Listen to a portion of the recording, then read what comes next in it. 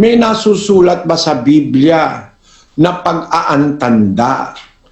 Kung merong nasusulat, most probably, merong gustong sabihin yon na spiritual. Pero, hindi natin dapat itanggi, pwede rin yung maganap na literal. Find the truth. Puntahan naman natin mula po sa Pandacan, Manila, ang isa pa nating panauhing Katoliko naman, si kapatid na Jonen Mendoza. Kapatid na Jonen, magandang gabi po sa inyo. Ano po ang inyong katanungan? Nandiyan po si kapatid na Eric. Please, tuloy po kayo. Ay, magandang gabi po, Brother Daniel at Brother Eli. Yun, sa tagal po ng simula po pagkabata, sarado Katoliko na kami. Ang gusto ko lang po itanong, kung may nasusulat po ba tungkol sa pag-aang tanda sa Biblia, ng sign of the cross sa Bible? Kasi po, may mga nababasa po ako, pero hindi po siya explicitly dinidefine o nababanggit. Sana po maliwanagan po ako. Maraming salamat po. Alam mo kapatid, ang Biblia, most of the time nagsasalita siya spiritually. Ang bagong tipan lalo na ay sa mga salitang spiritual lang nandyan eh. Hindi naman always na yan ay physical eh. There are other things that can be seen or can be understood in the physical sense. Pero mas marami ang spiritual. Halimbawa, yung paghuhugas ng paa, may spiritual significance yun. No? Yung sinasabi sa Biblia na manalangin nakaunat ang kamay, may spiritual significance yun. Na yun naman ang ginaya nitong mga born again na pag nananalangin, unat na unat yung mga kamay, mga pastor. Paano kung wala kang kamay, di ka na pwedeng manalangin? Yung mga pinutulan ng kamay, hindi na pwedeng manalangin kasi ang pagkaintindi nila sa salita, kailangan nakaunat ang kamay. Kung wala ka ng kamay, paano yun? Kaya hindi tatalab yun, hindi a-apply yun lagi sa physical. 2:8 ng unang Timoteo, kapatid na Daniel. Ibig ko ngang ang mga lalaki ay magsipanalangin sa bawat dako, na iunat ang mga kamay na banal, na walang galit at pakikipagtalo. Tignan mo, mananalangin ka, iunat mo yung kamay mo. Ibig ba sabihin nun, literal na iunat mo kamay mo? Nang manalangin si Kristo at mga apostol, nakaluhod eh. Ang mukha nasa lupa eh. Unat mo ba yung kamay mo? Kagaya ng gagawa ng pastor, nakaunat ang kamay, nakataas sa langit na ganun. Palpak agad, hindi naintindihan yung salita eh. 6:63 ng Juan. Ang Espiritu nga ang bumubuhay, sa laman ay walang anumang pinakikinabang. Ang mga salitang sinalita ko sa inyo ay pawang Espiritu at pawang buhay. Pawang Espiritu ang salita ko sa inyo. Ang ibig sabihin ng pawang Espiritu at pawang buhay, dito sa ating mundo kasi physical. Doon sa contrary o the other side is spiritual. May physical, spiritual. May literal, may spiritual, no? Ganyan ang salita ng Panginoon Kristo. Meron siyang mga spiritual significance.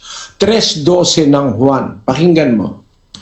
Kung sinabi ko sa inyo ang mga bagay na nauukol sa lupa at hindi ninyo pinaniniwalaan, paanong paniniwalaan ninyo kung sabihin ko sa inyo ang mga bagay na nauukol sa langit?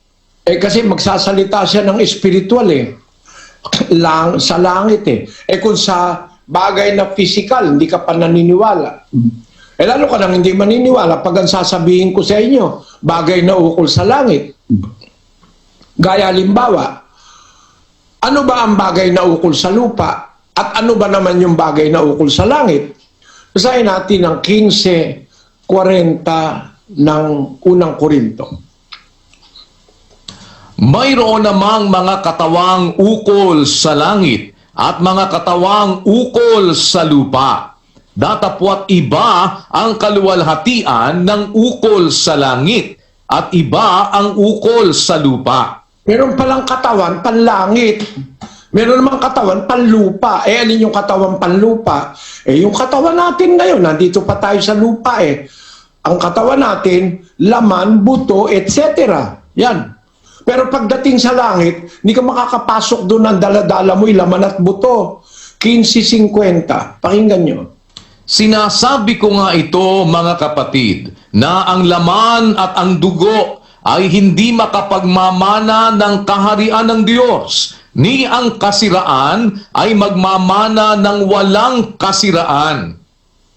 Mo, kapatid, yung katawang ginamit mo sa lupa, hindi pwedeng pumasok yun sa langit. Kaya nga yung aral ng Iglesia Katolika na si Maria raw pumunta sa langit, body and soul, malaking kawalanghyan yan. Hindi aral ng Biblia yan. Pagpaumanhin ninyo na tawagin ko yung malaking kawalanghiyaan. Panluloko sa kapwa-tao yan. Kasi kontra yan sa Biblia na salita ng Diyos. Ang laman at dugo hindi makakapasok sa kaharian ng Diyos. Kasi merong katawang ukol para ron. Kaya nga, bago tayo pumasok doon, babaguhin itong katawang ukol sa lupa. Pakinggan natin uli. 15.50 uli, itutuloy mo lang, kapatid na Daniel. Sinasabi ko nga ito, mga kapatid, na ang laman at ang dugo ay hindi makapagmamana ng kaharian ng Diyos, ni ang kasiraan ay magmamana ng walang kasiraan. Narito, sinasaysay ko sa inyo ang isang hiwaga.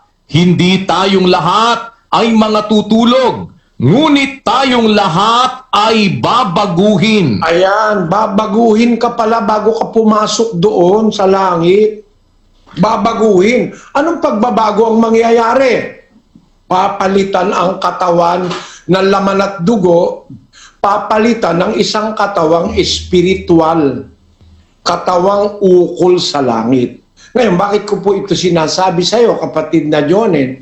Kasi ang tanong mo, may nasusulat ba sa Biblia na pag-aantanda? Kung merong nasusulat, most probably, merong gustong sabihin yon na spiritual. Pero, hindi natin dapat itanggi, pwede rin yung maganap na literal. Halimbawa, yung nakasulat sa Apokalipsis na tanda ng Antikristo. No? Na tanda sa kanilang noo at sa kamay. No? 14:9 ng Apokalipsis. At ang ibang anghel, ang pangatlo, ay sumunod sa kanila na nagsasabi ng malakas na tinig. Kung ang sino man ay sumasamba sa hayop at sa kanyang larawan at tumatanggap ng tanda sa kanyang noo o sa kanyang kamay, ay iinom din naman siya ng alak ng kagalitan ng Diyos, na nahahandang walang halo sa inuman ng kanyang kagalitan, at siya'y pahihirapan ng apoy at asupre sa harapan ng mga banal na anghel at sa harapan ng kordero. At ang usok ng hirap nila ay napaiilang lang magpakailan-kailanman, at sila'y walang kapahingahan araw at gabi. Silang mga nagsisisamba sa hayop at sa kanyang larawan, at sino mang tumatanggap ng tanda ng kanyang pangalan. Yan. May tanda sa kanang kamay o sa noo. Sabi, paparusahan yan sa apoy at asupre. Yang tumatanggap ng tanda ng Antikristo sa kanang kamay at sa noo. Sa ibang talata, sa kanang kamay o sa noo. Doon sa isang talata, sa kanang kamay at sa noo. Lagay natin yung at. Pwedeng either Pwedeng apat na kanang kamay at sa noo. Pwede naman kanang kamay o sa noo. The same thing. Meron sa kanang kamay, meron sa noo. Natanda nung Antikristo o nung hayop. Ilagay natin yung nakalagay na tanda sa kanyang kanang kamay at sa noo.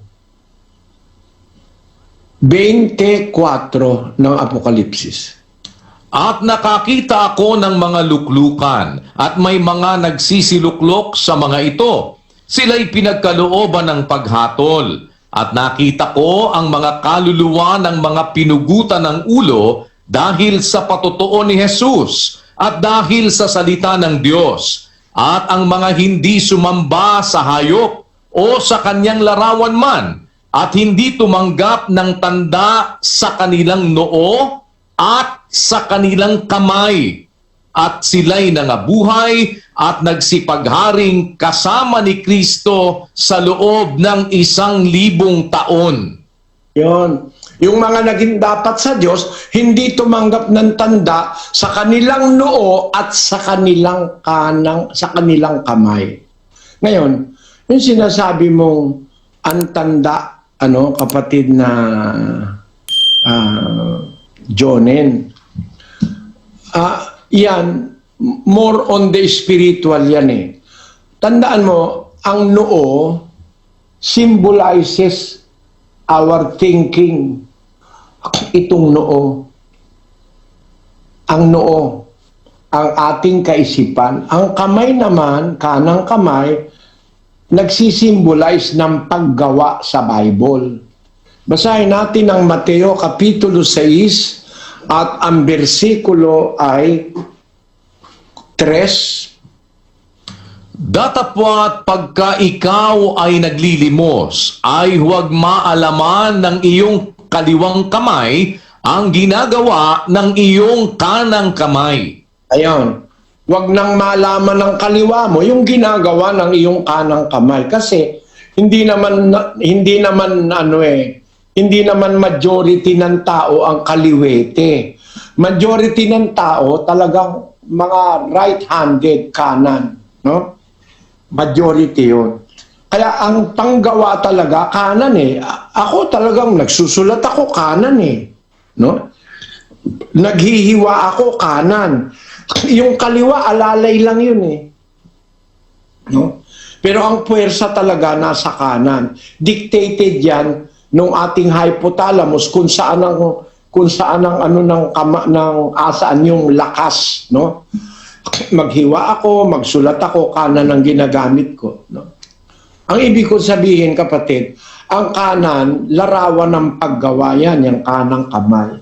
Yun namang noo, larawan ng ating kaisipan, yung noo. At diyon ang tinandaan ng Diyos sa mga lingkod niya. 14:1 ng Apokalipsis. At tumingin ako at narito ang kordero ay nakatayo sa bundok ng Sion at ang kasama niya ay 144,000 may pangalan niya at pangalan ng kaniyang ama na nasusulat sa kani-kaniyang noo. Ayon, yung mga naligtas na 144,000, nasa kanilang noo ang pangalan ng ama at ng anak. Meaning, natanim sa kanilang kaisipan. Kasi doon inilalagay ng Diyos yun eh, sa kaisipan eh, yung kanyang salita. Basahin natin ang Hebreo, Kapitulo 10, Kapitulo 8, versikulo 10. Sapagkat ito ang pakikipagtipang aking gagawin sa sangbahayan ni Israel pagkatapos ng mga araw na yaon, sinasabi ng Panginoon, ilalagay ko ang aking mga kautusan sa kanilang pag-iisip at sa kanilang mga puso'y aking isusulat ang mga ito at ako'y magiging Diyos nila at sila'y magiging bayan ko. Ang sulatan ng Diyos isusulat sa puso at saka sa isip. Kaya pag sinabing susulat sa kaisipan o sa puso, ang pinakaano nun, noo. Kaya doon nakasulat ang pangalan ng Ama at ng Anak sa kanilang mga noo, sabi ng Apokalipsis. So spiritual yon, ano? Ngayon, ang ibig kong sabihin, yung mga antikristo, meron din niyang tanda sa kanang kamay at sa noo. Ibig sabihin, yung kaisipan nila ang tinandaan ng demonyo. Ang inilagay na tanda, kaisipang kontra sa kaisipan ng mga sa Diyos. No? Kaya nga antikristo, kaisipang kontra na kay Kristo. Yun naman kanilang kamay, nalarawan ng paggawa, ang kanila naman paggawa, kalaban naman ni Kristo. Ganun sa mundo kapatid, kung mag-a-analyze ka ng bagay, ano? Ang paggawa ng taong sa Diyos kontra ng taong sa demonyo. 1 Juan Kapitulo 2, ganito ating mababasa sa versikulo 10. Ang umiibig sa kanyang kapatid ay nananahan sa liwanag, at sa kanya'y walang anumang kadahilan ng ikapitisod. Pag umiibig ka sa kapatid, nasa liwanag ka. Meron bang hindi umiibig sa kapatid? Diyan pa rin sa unang Juan. Basahin natin si Cain, 3:12. Hindi gaya ni Cain na siya'y sama-sama at pinatay ang kaniyang kapatid. At bakit niya pinatay? Sapagkat ang kaniyang mga gawa ay masasama at ang mga gawa ng kaniyang kapatid ay matuwid. Ayan, magkakontra. Si Abel, matuwid ang gawa. Si Cain, masama ang gawa. Dumating sa punto, pinatay niya ngayon ang kanyang kapatid na si Abel. Ano ibig kong sabihin? Ang Antikristo, kaya tinatawag sa Biblia ang Antikristo, ang kaisipan at ang paggawa kontra kay Kristo. Pakita ko sa iyo, kapatid. Hindi ko lang alam kung abot ang oras Sabi ni Kristo, huwag kayong patatawag ng Ama. Huwag kayong patatawag ng guro. Malalaman mo na agad ngayon, yung mga antikristo. Huwag na ang papatawag ng guro. Ang patawag ng mga iba, rabay. No? Doon sa India, guru. Sino yung guru nilang nakarating sa Pilipinas? Nakalimutan ko na yun. Merong guru-gurong galing sa India, punta sa Pilipinas Huwag nga kayong patawag ng guru Huwag kayong patawag ng rabi. Huwag kayong patawag ng ama. Huwag niyong tawaging ama ang sino man tao sa lupa. Kabira-bira, nagpatawag ng father, papa.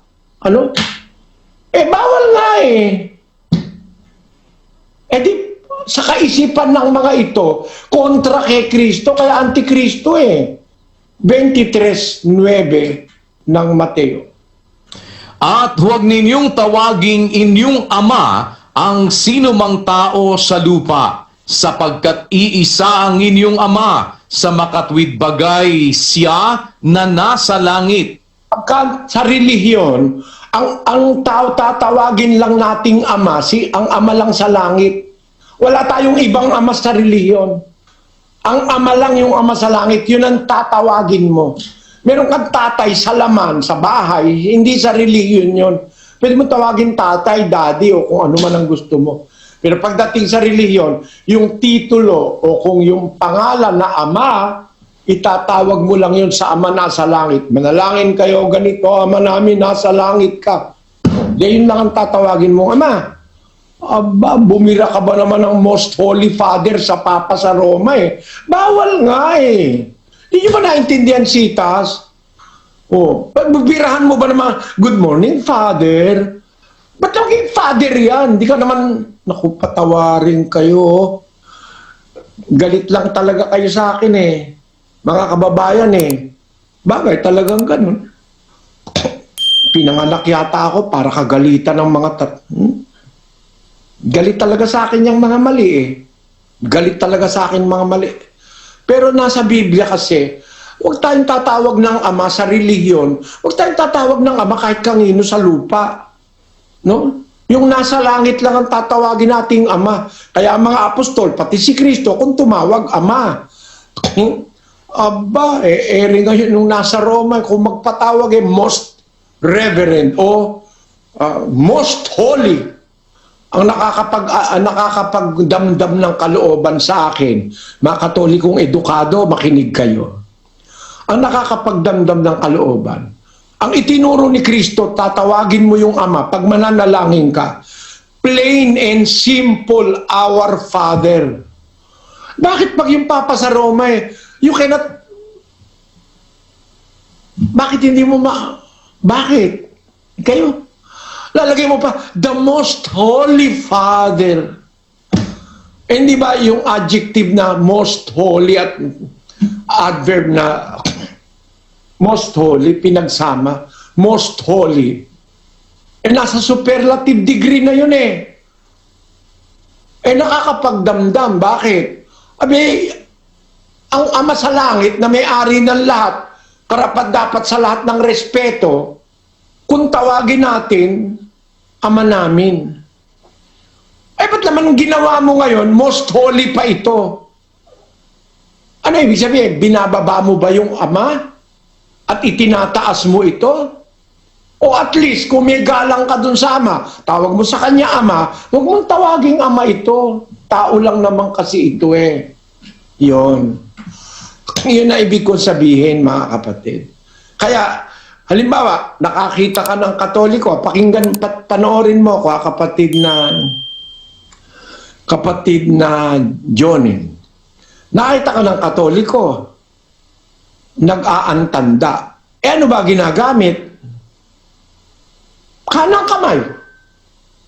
Yun kasi ang nasa katisismong Katoliko. Ang tanda ng Santa Cruz, ipag-adya mo kami, Panginoon naming Diyos, sa mga kaaway namin. Yan. Paano raw yung pag-aantanda? Ilagay mo nga sa screen. Ang sabi ng Katoliko, yun daw pag-aantanda, yun daw ay paggawa ng maliliit na krus sa noo, sa pamamagitan ng kanang kamay. Lagay mo, hindi yan, yung pag-aantanda. Lagay mo sandali at wala na tayong oras. Ay nako, ang tagal. Kaya, pwede mong sabihin literal at spiritual, meron talagang may tanda. Sa kanang kamay o sa noo. Kasi wala namang Katoliko nag-antandang kinaliwa Kanan talaga. At tiyak na tiyak papanik sa noo. Hindi pa ba nakita? Mahina itong ating... Wala tayong oras. Kapatid, kung meron ka pang ibang ipag-uutos magkintal sa noo kanang kamay, sukat pagkakilalanan na silang ay kampung tunay nitong Kristong hunghang. Ayan, nasa Pasyong Katoliko yan. Ipag-uutos magkintal sa noo o kanang kamay. Tandang pagsukat pagkakilalanan na sila nga'y kampung tunay nitong Antikristong hunghang. Paring Katoliko may gawa niyan. Libro ng Katoliko yan. Magkikintal sa noo o kanang kamay. Kaya nagaganap din yan physically at nagaganap din yan spiritually. Kapatid na Jonen, pasensya ka na, huwag ka magagalit. Wala na tayong oras Kung meron ka panduda, tawag ka na lang bukas mawalang galang na sa'yo. Baka sabihin mo naman, binastos kita, kapatid. Nabastos kasi ako ng Amerikano ngayon Kaya ayoko namang mambastos ng kapwa ko Pilipino. Hindi na kita muna kausapin kapatid na Daniel, punta na tayo dun sa ating mga social media accounts. Opo, reactions po mula kay Jaime de Guzman Jr. Iba talaga ang pangangaral ng salita ng Diyos pag mga sugo ng Diyos ang nagsasalita. Parang kotseng magara.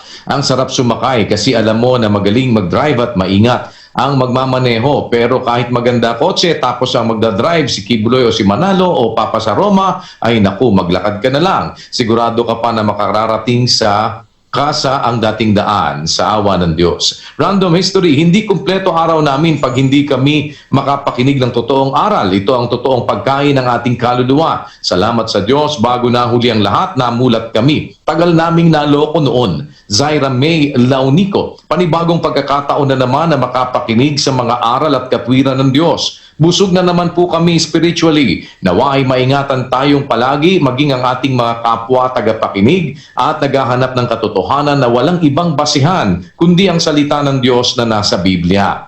Ironot City, magtanong ka lang, isang buong lecture ang isasagot ni Brother Eli sa'yo. Lahat tiyak mababasa mo sa Biblia. Walang kulang ni labis man. Sesyum Odses, nasa ibang relihiyon pa ako ngayon pero inumpisahan ko na pumarito sa totoong iglesia ng Diyos. Thank you, Brother Eli, Brother Daniel. Pagpalain po kayo. Salamat sa Diyos. Renato Manalo, thanks be to God for another knowledgeable night of words of God and for the spreading of words of God to humanity and for the untiring efforts of the seer of words of God of our time, Brother Eli, with Brother Daniel and company. May you have more glorious days. God bless. June Pusing, salamat po Brother Eli sa lahat ng mga turo. Maliwanag po sa amin ang mga tinuturo mo po. Sana marami pang makasumpong ng katotohanan po. Salamat po sa Diyos. Nusenpil Elisan, God has faith and that is a biblical fact. Ayaw lang tanggapin ng iba kasi may preconceived idea na sila about sa Diyos. Pero sa totoo, ang totoong father of faith ay ang Diyos, hindi si Abraham. Rom Chris Balagtas, salamat sa Diyos sa bagong kaalaman. Mas masarap pang makinig ng mga ganito kaysa manood ng kung ano-ano dahil dito matututo ka kaysa sa mga pinapanood sa TV na wala naman kabuluhan. Diony Abanador Guevara Jr., salamat po sa Diyos at dalawa na po kami ng asawa ko ang nakikinig ng salita ng Diyos. Dati po nag-aaway kami, ngayon naniniwala na po siya. Salamat sa Diyos. June Carmona, salamat sa Diyos may isang taong tunay na nagpapahayag ng mga aral ng Panginoon. Sana mabigyan ako ng pagkakataon na maanib sa tunay na iglesia ng Diyos.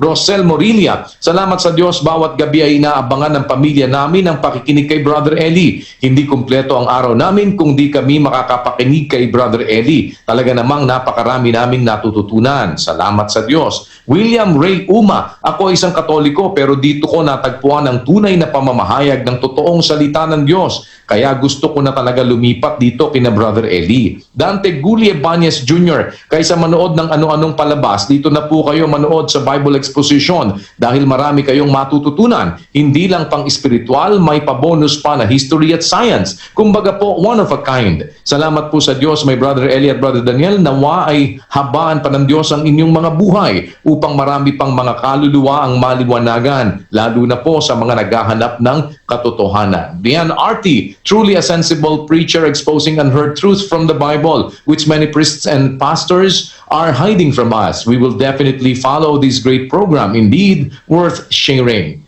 Codex 25, makinig lang tayo na maayos sa mga salita ni Brother Eli, madami tayong matututunan. Pebrero 14, thank you Lord sa pagbibigay sa amin ng isang Brother Eli, isang mangangaral na tunay ayon sa itinakda ng Biblia, isang ebanghilistang hindi sinungaling at tapat sa kanilang o sa kanyang mga salitang hango sa banal na kasulatan. Naway marami pang mga mataas ang pride at matigas ang sa kanilang maling pananampalataya ang makapakinig at malinawan ng puso't isipan. Salamat po sa Diyos. Evelyn Velarde, salamat sa Diyos at binigyan niya tayo ng mga ngaral na malinaw magpaliwanag. Purihin at gabayan ng Diyos sila Brother Eli at Brother Daniel. Salamat po sa Diyos. Peter John Baldovino, hindi ko maintindihan kung bakit. Pero simula talaga na makapakinig ako sa mga exposition ng Ang Dating Daan, hinahanap-hanap ko na. Pati mga pinsan ko, masaya laging nanonood kahit sa Facebook at YouTube lang. Kahit may pandemya, ay talagang mararamdaman mo yung pagmamahal ng Diyos sa atin. Hindi talaga mahahadlangan yung mga taong nagsusuri kahit anong gawin ng mga alagad ni Satanas. Salamat sa Diyos po sa panibagong pagkakataon makapakinig. Hindi po kayo magsisisi dito mga kababayan. Dati din po kasi akong naging Katoliko at born again, pero dito ko lang nakita ang aral na buo at dalisay na walang labis at kulang.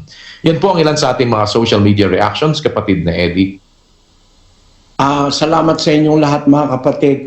Pati yung inyong mga duda, yung mga tutol ninyo kung mayroon, huwag kayong mahiyang isulat. at ipadala sa amin para masagot natin yan, nagmumula sa Biblia.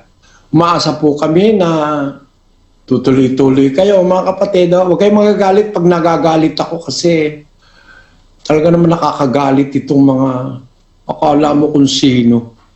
Alam na alam niya na Biblia. Magtatanong ka tapos ayaw mo makinig sa sagot. Paano mo matututunan?